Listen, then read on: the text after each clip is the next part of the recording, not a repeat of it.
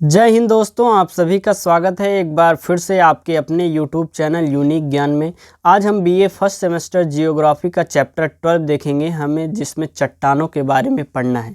इसके पहले के 11 चैप्टर्स 11 अध्याय हमने आपको बहुत ही अच्छे तरीके से बता दिया है, जिसका प्लेलिस्ट आपको हमारे चैनल पर मिल जाएगा। BA first semester geography classes तथा नोट्स प्राप्त करना चाहते हैं तो आप नोट्स आपको मिल जाएगी कहाँ पर, हमारे टेलीग्राम चैनल पर, जिसका लिंक आपको डिस्क्रिप्शन बॉक्स में मिल जाएगा।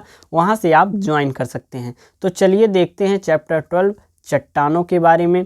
आप किस यूनिवर्सिटी से हैं कमेंट करके हमें ज़रूर बताइएगा, और कोई भी प्रश्न हो तो आप कमेंट ज़रूर करिएगा।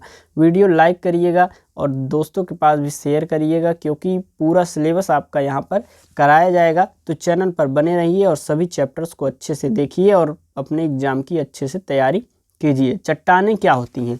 चट्टानें जो होती हैं वह ठोस प्राकृतिक रूप से उत्पन्न होने वाली पत्थरी संरचनाएं हैं जो पृथ्वी की कठिनाइयों को प्रतिस्थापित करती है। चट्टानें क्या होती हैं? वह ठोस प्राकृतिक रूप से उत्पन्न होने वाली पत्थरीय चट्टानें हैं, संरचनाएं हैं, और वह क्या करती हैं? पृथ्वी की कठिनाइयों को प्रतिस्थापित करती हैं। इनमें प्रमुखतः सिलिकेट मिनरल्स होते हैं, जैसे कि ग्रेनाइट, मार्बल और सैंडस्टोन। ये तीन चीज़ें, कुछ चीज़ें प्रमुख रूप से पाई जाती हैं, जिनमें से सिलिकेट है, मिनरल है, और उनका एग्जाम्पल क्या है? ग्रेनाइट, मार्बल और सैंडस्टोन। चट्टानों का निर्माण भूमि के उच्च ताप और दबाव के कारण होता है। चट्टानों का निर्माण किसके कारण होता है? भूमि के उच्च ताप के कारण होता है और दबाव के कारण होता है। कैसे होता है इसका हम अच्छे से आपको एक्सप्लेन करके बताएंगे, जिससे विभिन्न प्रकार की चट्टानें उत्पन्न होती हैं। जब भूमि का उच्च ताप होता है और दबाव पड़ता है अंदर आंतरिक संरचनाओं पर, तो चट्टानों का निर्माण होता है, जिनमें से कई प्रकार की चट्टानें होती हैं।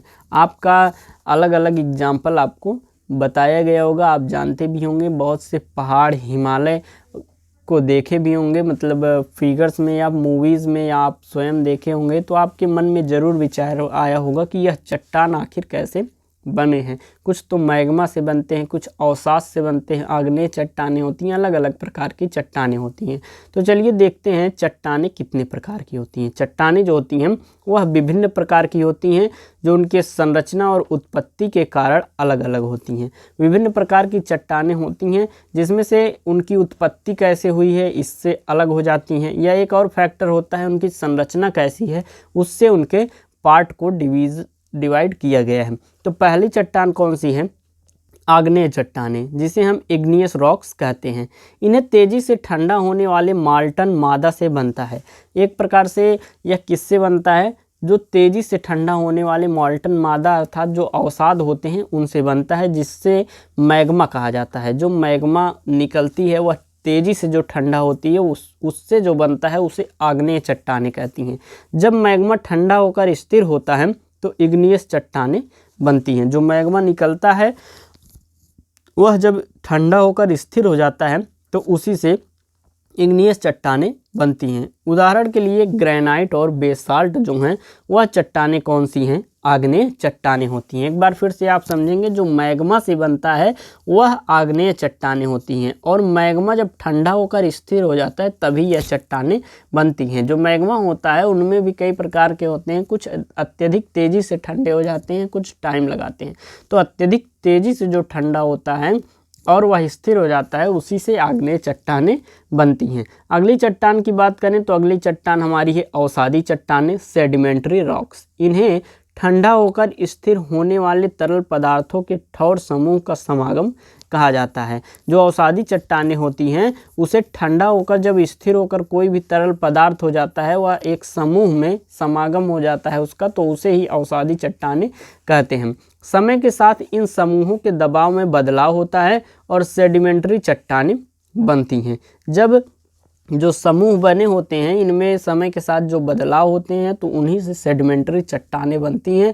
एग्जाम्पल में अगर हम देखें तो जैसे कि लाइमस्टोन, सेल और सैंडस्टोन, ये 3 प्रकार की चट्टानों का एग्जाम्पल, यह किस चट्टान का एग्जाम्पल है? अवसादी चट्टान का। अभी हमने 2 चट्टानों के बारे में पढ़ा, अगला चट्टान हमारा है रूपांतरित चट्टानें, मेटामॉर्फिक रॉक्स। इन्हें ऊपरी दबाव, ऊपरी ताप और रासायनिक परिवर्तन के कारण बनता है। यह जो रूपांतरित चट्टान होता है, मेटामॉर्फिक रॉक जो होता है, वह उस पर जब ऊपरी दबाव या ऊपरी ताप या रासायनिक परिवर्तन होता है तो उसी के कारण से यह रूपांतरित चट्टान बनती हैं। ये पूर्व स्थिति में मौजूद चट्टानों के तबादले के परिणाम स्वरूप होती है। उदाहरणतः अगर हम बात करें, मार्गल और ग्रेनाइट जो होती हैं वह रूपांतरित चट्टानें होती हैं। चट्टानों में विभिन्न प्रकार के तत्व पाए जाते हैं। हमने अभी चट्टानों के प्रकार पढ़े, अब हम पढ़ेंगे कि हमारी जो चट्टान होती है उनमें कौन कौन से तत्व पाए जाते हैं। तो चट्टानों में विभिन्न प्रकार के तत्व पाए जाते हैं जो उनकी संरचना और रंग में विभिन्नता पैदा करते हैं। मतलब उनकी संरचना किस प्रकार से होगी, उनकी रंग क्या होगा, यह किस पर डिपेंड होता है कि जो चट्टानें हैं उसमें कौन कौन से तत्व पाए जाते हैं। कुछ मुख्य तत्व हैं जो आपको हम बताएंगे। पहला तत्व उनमें से है सिलिका। यह तत्व मुख्यतः इग्नियस चट्टानों में पाया जाता है और चट्टानों की मुख्य संरचना का घातक है। अब आप जान गए होंगे इग्नियस चट्टानें क्या हैं। तो इग्नियस चट्टान जो होती है उसमें मुख्यतः सिलिका पाया जाता है और चट्टानों की मुख्य संरचना का यह द्योतक होता है। आगे हम बात करें एल्यूमिनियम की, इसे मेटामॉर्फिक चट्टानों में अक्सर देखा जाता है। जो एल्यूमिनियम है वह सबसे अधिक किस चट्टान में देखा जाता है? मेटामॉर्फिक चट्टानों में देखा जाता है और यह उनकी संरचना में योगदान करता है। जो एल्यूमिनियम है वह मेटामॉर्फिक चट्टानों की संरचना में क्या करता है? योगदान देता है, अर्थात उसको बनाने में एक प्रकार से सहायक होता है। अगला हमारा तत्व है कैल्शियम।